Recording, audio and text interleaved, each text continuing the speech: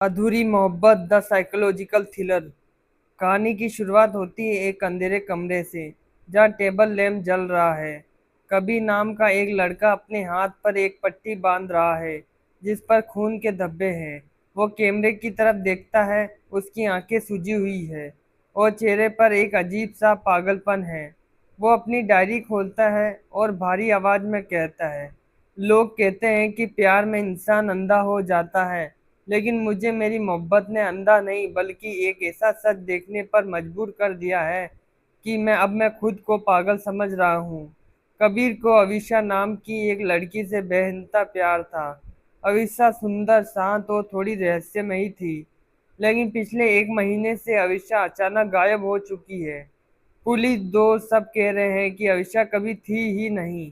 सब कह रहे हैं कि कबीर का दिमागी संतुलन खराब हो गया है। लेकिन कबीर के पास उसकी डायरी है, जिसमें अविशा की यादें हैं। फ्लैशबैक में कबीर और अविशा की मुलाकात दिखाई जाती है। कबीर एक राइटर है और अविशा उसकी पड़ोसी बनकर आई। दोनों रोज रात को अपनी बालकनी में मिलते थे। अविशा कबीर की कहानियां सुनती थी और मुस्कुराती थी, लेकिन अजीब बात यह थी कि अविशा कभी दिन में नहीं मिलती थी। वो हमेशा कहती थी, मैं सिर्फ अंधेरे में ही जी सकती हूँ कबीर, उजाला मुझे तुमसे दूर कर देगा। कबीर इसे अविशा का शायराना अंदाज समझता था। दोनों की मोहब्बत गहरी हो जाती है। एक रात अविशा कबीर से कहती है, अगर एक दिन मैं तुम्हें ना मिलूं तो क्या तुम मुझे ढूंढोगे? कबीर कहता है, दुनिया के आखिरी कोने से भी ढूंढ लाऊंगा।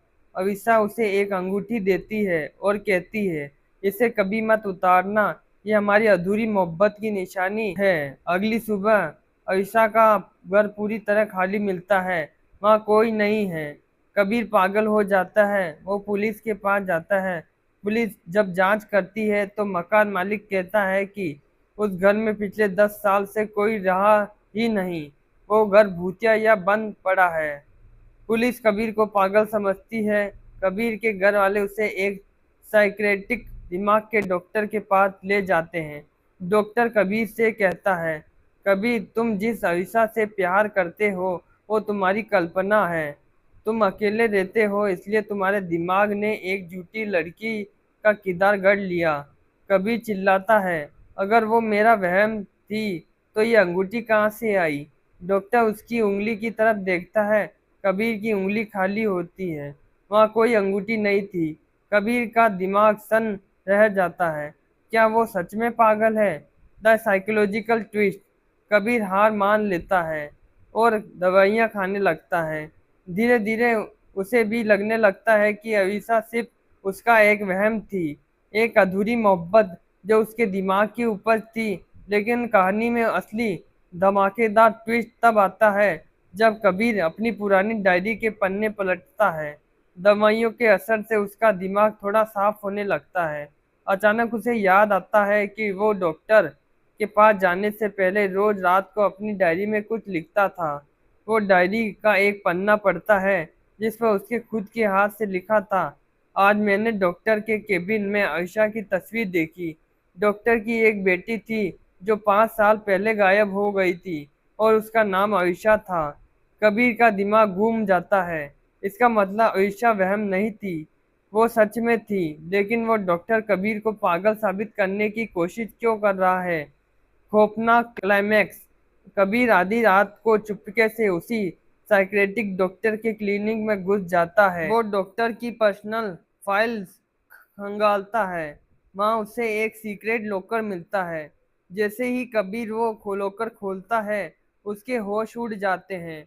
लॉकर के अंदर वही अंगूठी रखी थी जो अविशा ने उसे दी थी, और हाँ, और साथ ही एक मेडिकल रिपोर्ट थी।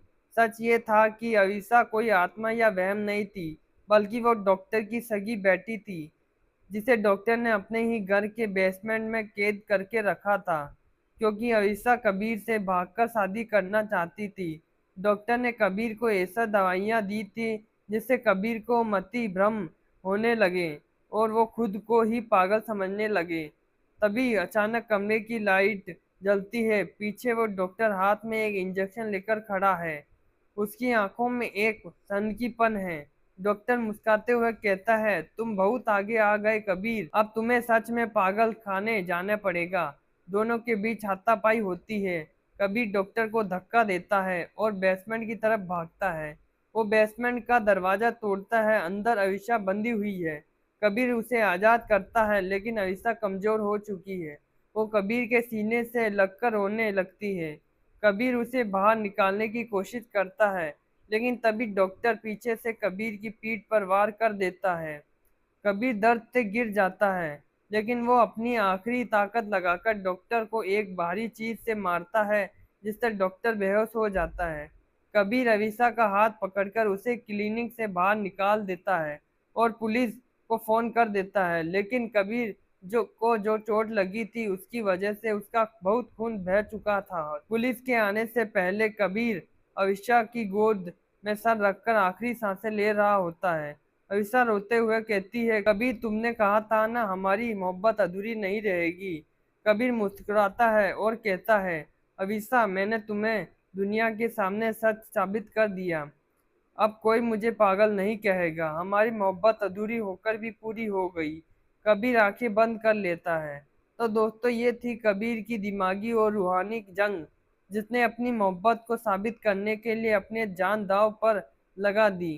क्या आपको ये साइकोलॉजिकल थ्रिलर पसंद आई? कमेंट में जरूर बताना और इश्क डायरीज को सब्सक्राइब करना मत भूलना। अगर आपको ये ऐसी ही कहानी सुननी है तो हमारे चैनल इश्क डायरीज को सब्सक्राइब करें, लाइक करें। आज के लिए बस इतना ही।